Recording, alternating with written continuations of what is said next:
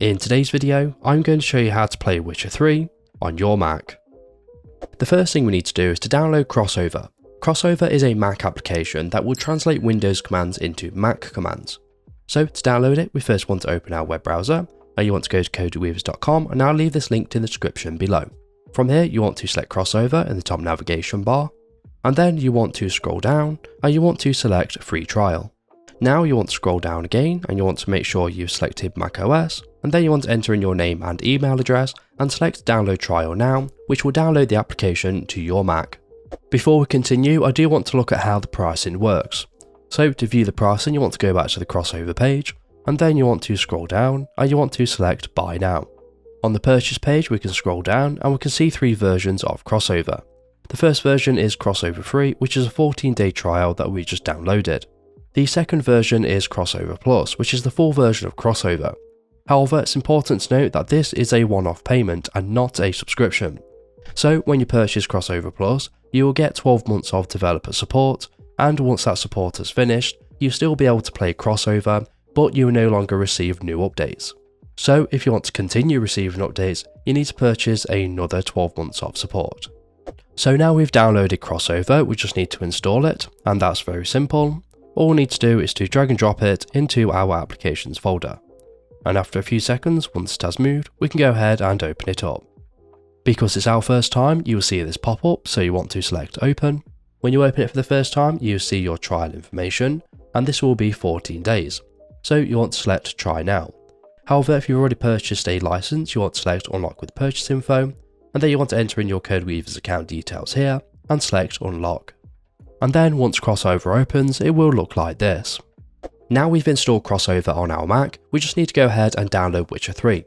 However, before we do that, we first need to download the platform that we already own a copy of Witcher 3 on.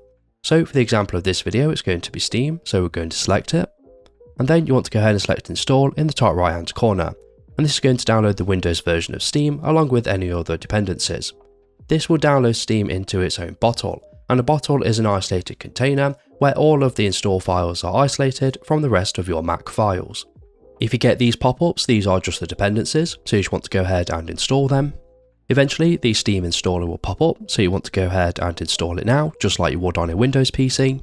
Eventually, Steam will open up, and you'll be prompted to sign into your Steam account, so you want to do that now. Eventually, the Windows version of Steam will open, and it will look like this. So now we have the Windows version of Steam installed, we just need to go ahead and install Witcher 3. So to do that, we want to head over to our library, and you want to select it, and then you want to go ahead and install it, just like you would on a Windows PC.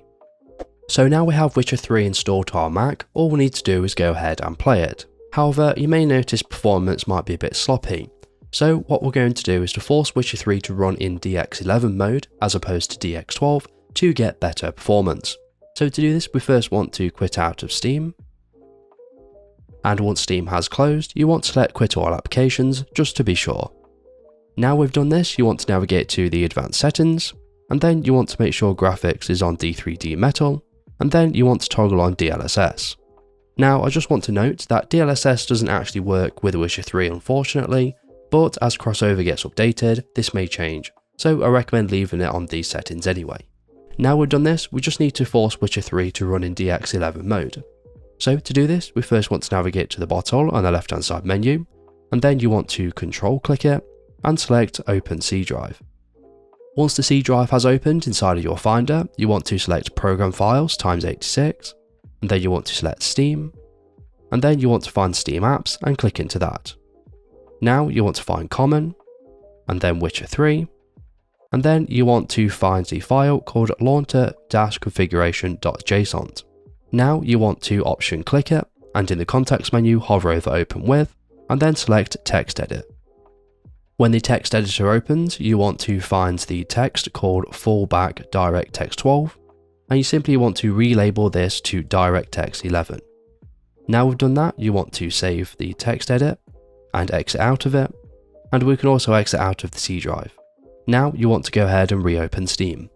Once Steam has reopened, you then want to navigate to Library, and you want to select Witcher 3. Now before we play it, we just need to enter in a launch command. So to do that, you want to select the gear icon on the right hand side, and in the drop down menu, select Properties. Now you want to find Launch Options, and you want to type --launcher--skip, all one word.